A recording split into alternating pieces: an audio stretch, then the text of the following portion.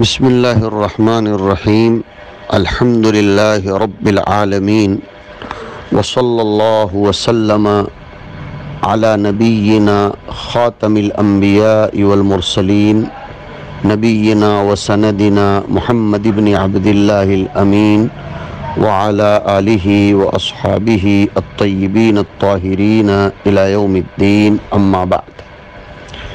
معزز سامعین، قابل تقلید اور قابل ستائش نہایت اہم اور ضروری اس دورانیے میں ہم آج بحث کریں گے سیدنا مہدی علیہ السلام اور سیدنا و مولانا عیسیٰ علیہ السلام کے باب میں کچھ ضروری معلومات سے متعلق۔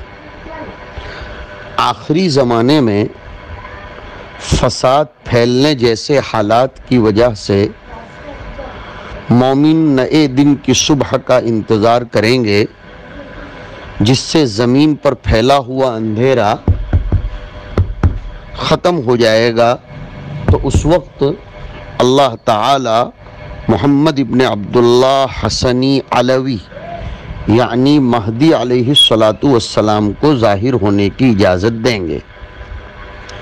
وہ اہل بیت میں حضرت فاطمہ رضی اللہ تعالی عنہا کی اولاد اور حضرت حسن ابن علی کی نسل میں سے ہوں گے۔ اللہ تعالی ان کے ظاہر ہونے کے بعد ان کے ہاتھوں سے زمانے کے حالات درست فرمائیں گے۔ ان کے کئی پیروکار اور فالوورز ہوں گے اور وہ کئی جنگوں میں مسلمانوں کی لیڈرشپ اور قیادت فرمائیں گے۔ حق تعالی شانہ نے ان کو چند ظاہری اور بہت سی باطینی صفات سے آراستہ کر رکھا ہوگا۔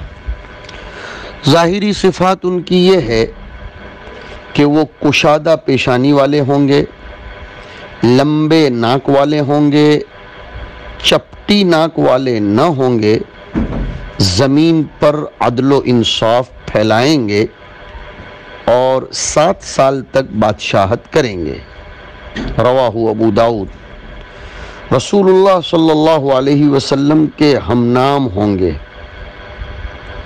حضرت حسن ابن علی رضی اللہ تعالی عنہ کی اولاد میں سے ہوں گے۔ اس کی حکمت یہ ہے کہ حضرت حسن نے اپنے والد سیدنا علی رضی اللہ عنہ کی شہادت کے بعد خلافت سنبھالی تھی، جس سے مسلمانوں کے 2 امیر ہو گئے تھے۔ نمبر 1 حضرت حسن جو کہ عراق و حجاز کے علاقوں کے امیر تھے۔ نمبر 2 حضرت معاویہ جو کہ شام اور اس کے نواحی کے امیر تھے۔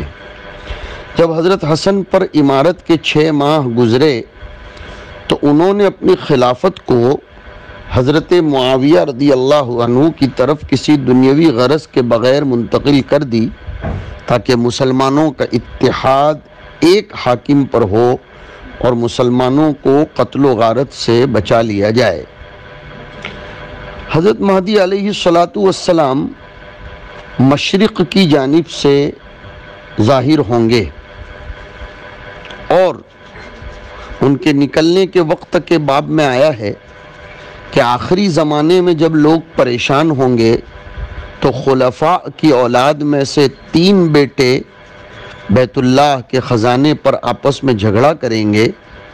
ان میں سے ہر ایک بیت اللہ کا خزانہ اپنے لیے چاہتا ہوگا، اس کے باوجود ان میں سے کوئی نہیں پا سکے گا۔ تو اس وقت مکۃ المکرمہ میں حضرت مہدی علیہ السلام ظاہر ہوں گے اور لوگوں میں ان کی خبر پھیل جائے گی، تو لوگ آ کر بیت اللہ کے پاس حضرت مہدی علیہ السلام کی فرما برداری پر بیعت کریں گے۔ علامہ ابن کثیر رحمۃ اللہ تعالی علیہ نے لکھا ہے کہ مہدی علیہ السلام کے لیے مشرق کی جانب سے اللہ تعالیٰ لوگوں کو مہدی علیہ السلام کی مدد اور نصرت کے لیے بھیجیں گے، اور ان کے پرچم کالے ہوں گے، کیونکہ یہ کالا رنگ وقار کا لباس ہے۔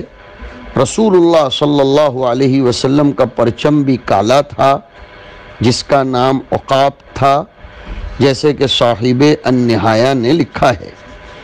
ایک اور روایت میں ہے کہ ان کے چلے جانے کے بعد تم میں کوئی اچھائی نہیں ہوگی، یعنی مہدی علیہ السلام کے بعد، جیسے کہ مسند احمد کی روایت میں آیا۔ سیدنا مہدی علیہ السلام کی موت کے بعد شر پھیلے گا، بڑے بڑے فتنے وجود میں آئیں گے۔ اللہ تعالیٰ سب لوگوں کی حفاظت فرمائے۔ جن احادیث طیبہ میں مہدی علیہ السلام کا ذکر آیا ہے، ان کی تعداد 50 ہے۔ ان میں صحیح، حسن اور مقبول اس قسم کی روایات ہیں۔ صحابہ و تابعین کے مہدی علیہ السلام کے متعلق اقوال و آثار کی تعداد محققین کے قول کے مطابق 28 ہے۔ حضرت عیسیٰ علیہ السلام کا حضرت مہدی کے پیچھے نماز ادا کرنے کا یہ مقصد نہیں کہ مہدی علیہ السلام حضرت عیسیٰ علیہ السلام سے افضل ہیں، کیونکہ حضور نے مرض الوفات میں سیدنا ابو بکر کے پیچھے نماز ادا کی ہے۔ اسی طرح حضرت عبد الرحمن ابن عوف کے پیچھے بھی نماز ادا فرمائی ہے۔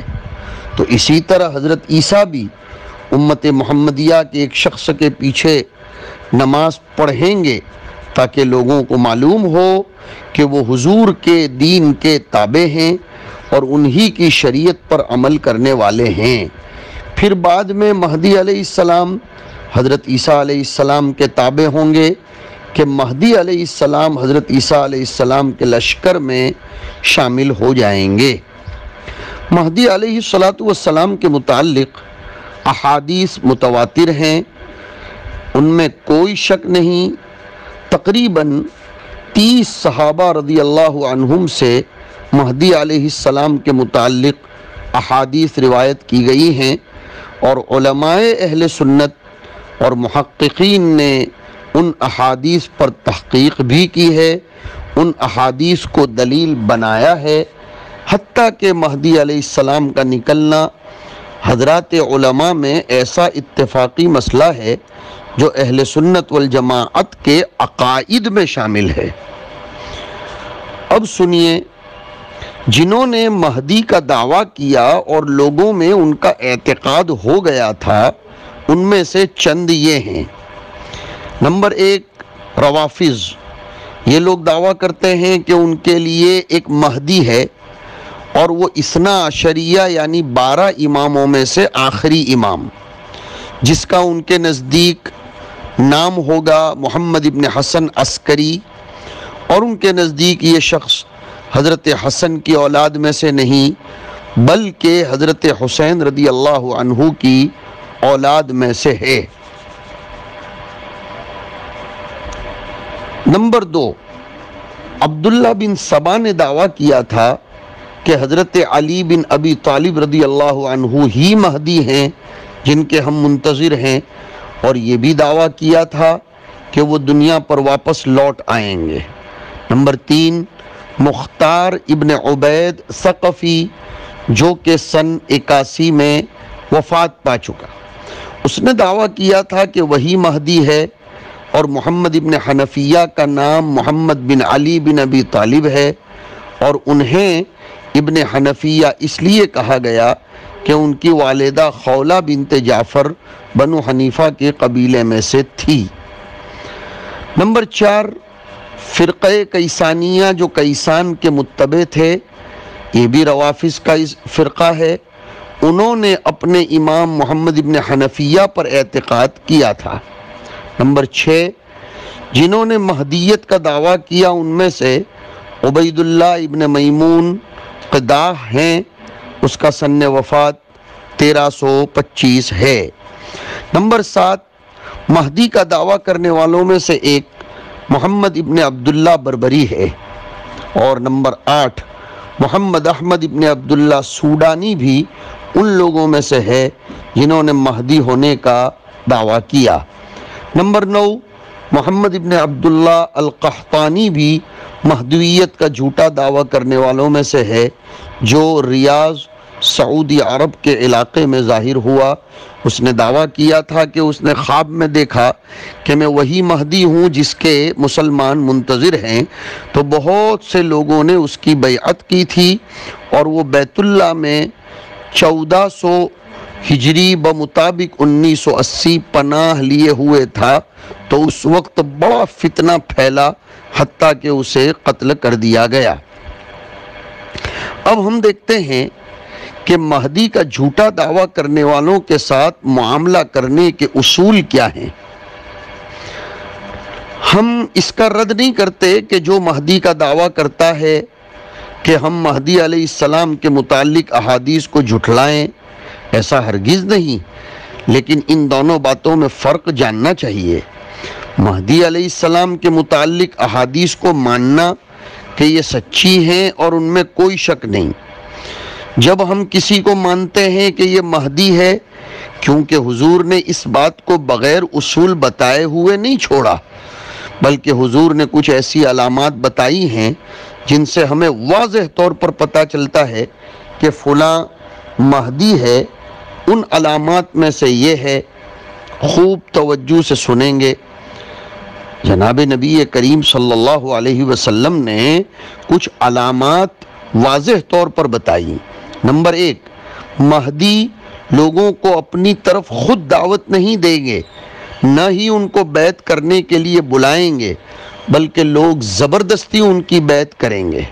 نمبر 2، مہدی علیہ السلام کا نام حضور کے ہم نام ہوگا، یعنی محمد ابن عبداللہ۔ نمبر 3، ان کا نسب حضرت حسن رضی اللہ عنہ سے ہوگا۔ نمبر 4، جو صفات احادیث طیبہ میں وارد ہوئی ہیں وہ دعویٰ کرنے والے پر منطبق ہونی چاہیے، کشادہ پیشانی، لمبا ناک وغیرہ۔ نمبر 5، جن حالات میں مہدی علیہ السلام ظاہر ہوں گے ان حالات پر بھی منطبق کرنے کی ضرورت ہے۔ ایک خلیفہ کی موت ہوگی، اس کے بعد اختلاف پیدا ہوگا، زمین پر ظلم و ستم عام ہوگا، 3 آدمی آپس میں لڑیں گے، ان میں سے ہر ایک خلیفے کا بیٹا ہوگا، اس طریقے کے حالات ہونے چاہیے۔ ایک سوال یہ ہوتا ہے کہ بعض لوگ مہدی ہونے کا دعویٰ کس وجہ سے کرتے ہیں؟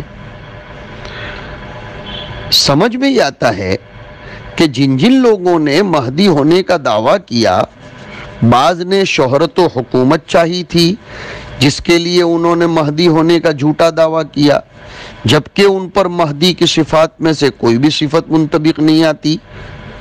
جن اشخاص نے مہدویت کا دعویٰ کیا ان کا جھوٹا دعویٰ لوگوں میں گڈمڈ ہو گیا، جس سے لوگوں نے سمجھا کہ یہ واقعی مہدی ہے۔ جیسے محمد ابن عبداللہ گزرا ہے اور اس کا نام لوگوں میں مشہور ہو گیا، اور بہت سے لوگ اس کے تابع بھی ہو گئے، بعد میں پتہ چلا کہ یہ مہدی نہیں ہے۔ اور بعض کا نام لوگوں میں مشہور ہو گیا اور اس کے متعلق خواب بھی نظر آنے لگے، تو لوگوں نے اسے مہدی سمجھ لیا، جیسا کہ محمد ابن عبداللہ قحطانی گزرا ہے۔ شرعی احکام اور لوگوں کے معاملات کے بارے میں خوابوں پر اعتماد نہیں کیا جانا چاہیے۔ اس کو توجہ سے ہمیں سمجھنے کی اور اس پر عمل کرنے کی ضرورت ہے۔ جس نے مہدویت کا دعویٰ کیا اور اس پر ان کی مذکورہ صفات فٹ نہیں آئیں اور نہ اس وقت دجال نکلا، تو سمجھو کہ وہ شخص جھوٹا اور دجال ہے۔ اور جس نے عیسیٰ علیہ السلام ہونے کا دعویٰ کیا اور اس کے کچھ عرصہ قبل دجال نہ نکلا ہوگا، تو سمجھو کہ وہ جھوٹا دعویٰ کرنے والا ہے اور وہ دجال ہے۔ حضرت مہدی علیہ السلام کے متعلق ہم لوگوں کو معتدل نظریہ رکھنا چاہیے۔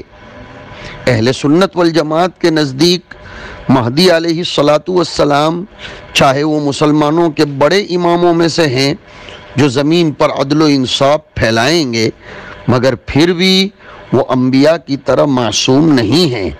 بعض علماء نے مہدی علیہ السلام کا انکار کیا ہے، ان میں سے چند یہ ہیں: ابن خلدون، انہوں نے تردد کیا جو احادیث مہدی علیہ السلام کے متعلق روایت کی گئیں، انہوں نے ان پر تنقید کی اور کہا کہ میری تنقید کے بعد تھوڑی سی ہی احادیث بچی ہیں۔ اسی طرح انکار کرنے والے رشید رضا ہے۔ نمبر 3 احمد امین ہے۔ مہدی علیہ السلام کا ذکر قرآن مجید میں نہیں ہے۔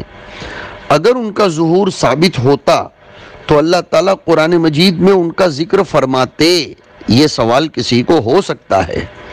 اس کا جواب یہ ہے کہ قرآن مجید میں اللہ نے قیامت کی ساری علامتوں کا ذکر نہیں فرمایا۔ جیسے دجال کے نکلنے کا تذکرہ قرآن میں نہیں ہے، زمین کے دھسنے کا تذکرہ نہیں ہے، تو جب یہ علامتیں احادیث سے ثابت ہو چکی اور اللہ نے حضور کے متعلق فرمایا کہ وَمَا يَنطِقُ عَنِ الْهَوَىٰ إِنْ هُوَ إِلَّا وَحْيٌ يُوحَىٰ، تو کافی ہو گیا۔ جب رسول اللہ صلی اللہ علیہ وسلم نے جن باتوں کو ذکر فرمایا تو وہ دین ہی میں سے ہی ہو گئیں۔ دوسری بات یہ بھی ہے کہ اگر کوئی سوال یہ کرے کہ مہدی علیہ السلام سے متعلق احادیث بخاری و مسلم میں ذکر کیوں نہیں کی گئیں، جواب یہ ہے کہ صحیح بخاری اور صحیح مسلم میں تمام احادیث کہاں جمع کی گئی ہیں؟ امام بخاری اور امام مسلم کے علاوہ دیگر روات، دیگر محدثین بھی محققین اور بڑے درجے کے ثقہ محدثین میں سے ہیں۔ ہمارے پاس بھی ایسے اصول حدیث ہیں جن سے ہمیں حدیث کی صحت و ضعف کا پتہ چل سکتا ہے۔ تو جب ہمیں کسی حدیث کی صحت کا پتہ چلے تو ہم پر واجب ہے کہ ہم اس پر عمل کریں، چاہے وہ بخاری و مسلم میں ہو یا دیگر کتب احادیث میں ہو۔ ویسے تو بخاری و مسلم میں مہدی علیہ السلام کے متعلق جو احادیث روایت کی گئی ہیں ان میں اگرچہ ان کا نام نہیں لیکن ان کی صفات بیان کی گئی ہیں، جیسا کہ مشہور ہے۔ ایک سوال اگر کوئی یہ کرے کہ مہدویت کے دعوے داروں کے لیے ہم دروازہ نہیں کھولنا چاہتے، جواب یہ ہے اگر ہم نے اپنے امور کو شرعی ضوابط سے منضبط کر لیا تو یہ دروازہ نہیں کھلے گا، کیونکہ مہدی علیہ السلام کی صفات بھی احادیث میں وارد ہوئی ہیں اور وہ جن حالات میں ظاہر ہوں گے وہ بھی مذکور ہیں۔ یہ سب باتیں ایک ہی شخص پر منطبق ہوتی ہیں جو حقیقی مہدی علیہ السلام ہیں۔ کیا امام مہدی پر ایمان لانے کا یہی مقصد ہے کہ ہم دینی دعوت اور کام سے رک کر بیٹھ جائیں؟ یہ سوال ہے۔ خیر و شر کے مقابلے اور فساد کے پھیلنے کی وجہ سے اور بہت سے اسلامی ممالک میں دینی دعوت میں کمی آ جانے کی وجہ سے بہت سے مسلمانوں کے دلوں میں نا امیدی آ گئی ہے، جس سے وہ مہدی علیہ السلام کے انتظار میں بیٹھ گئے ہیں کہ حضرت مہدی انہیں نصرت کی طرف لے چلیں، تو وہ امر بالمعروف اور نہی عن المنکر پر بھی خاموشی اختیار کرتے ہیں، دینی علم سیکھنے سکھانے سے بھی نڈھال ہو گئے ہیں، حتیٰ کہ تجارت اور کسب معاش سے بھی رک گئے ہیں۔ ان میں سے ہر ایک اپنے آپ کو یہ کہتا ہے کہ یہ مہدی کے نکلنے کا زمانہ آ گیا۔ ایسی احادیث کے ساتھ کیا دینی معاملہ کرنا چاہیے جو قیامت کے متعلق ہیں اور ان میں ہمارے لیے بشارت ہے، جیسا کہ مہدی علیہ السلام کی احادیث کہ اللہ ان سے دین کی نصرت فرمائیں گے، وہ احادیث جس میں مسلمان یہودیوں کے ساتھ جنگ کریں گے اور ان پر فتح پا جائیں گے، وہ احادیث جن میں مسلمان روم کے ساتھ جنگ کریں گے اور ان پر فتح پا جائیں گے، ان جیسی احادیث کے ساتھ ہمیں کیا معاملہ کرنا چاہیے؟ ہمیں چاہیے کہ یہ جان لیں کہ قیامت کی علامتیں جن میں مسلمانوں کے لیے خوشی اور حوصلہ افزائی آئی ہے کہ ہمارا دین محفوظ اور بلند رہے گا، اس کے باوجود ہمیں چاہیے کہ شریعت نے جو ہم پر ذمہ داریاں ڈالی ہیں انہیں نبھائیں، ان پر کام جاری رکھیں، جیسے دین کی نصرت، کسی مسلمان ملک کا دفاع، جہاد فی سبیل اللہ، اسلام کی سربلندی کے لیے جد و جہد اور لڑائی۔ یہ نہیں کہ ہم نڈھال ہو کر بیٹھ جائیں اور آسمان سے نصرت نازل ہونے یا زمین سے نصرت کے نکلنے کا انتظار کریں۔ لہذا ہم مسلمانوں کو چاہیے کہ یہود کے ساتھ جنگ لڑنے کے لیے اسلحہ تیار ہوں، ہر ممکن کوشش جاری رکھیں، نصارہ کو مسلم ممالک سے نکالیں جن پر انہوں نے قبضہ کیا ہوا ہے، اور یہ نہیں کہ ہم ذلیل و خوار ہو کر مہدی کے ظہور کے انتظار میں بیٹھ جائیں، بلکہ اکٹھے مل کر دین کی نصرت کریں۔ اور اگر ہمارے دور میں سیدنا مہدی نکل بھی آئے تو ہم ان کا ساتھ دیں گے اور ان کی نصرت کریں گے۔ یہ تو ہوئی ظہور مہدی علیہ السلام سے متعلق ضروری اور لب لباب گفتگو۔ یہ چند روایات میں نے بطور تائید کے پیش کی تھی۔ آئندہ ہم ابھی اور کچھ تذکرے کریں گے، اگرچہ ہماری کتاب میں تو جو روایات ہیں وہ اس سلسلے میں ختم ہوئی ہیں، لیکن ہم مزید معلومات آپ کو دیں گے تاکہ اس سلسلے میں تتمہ فائدہ ہو جائے۔ وصلی اللہ علی النبی الکریم۔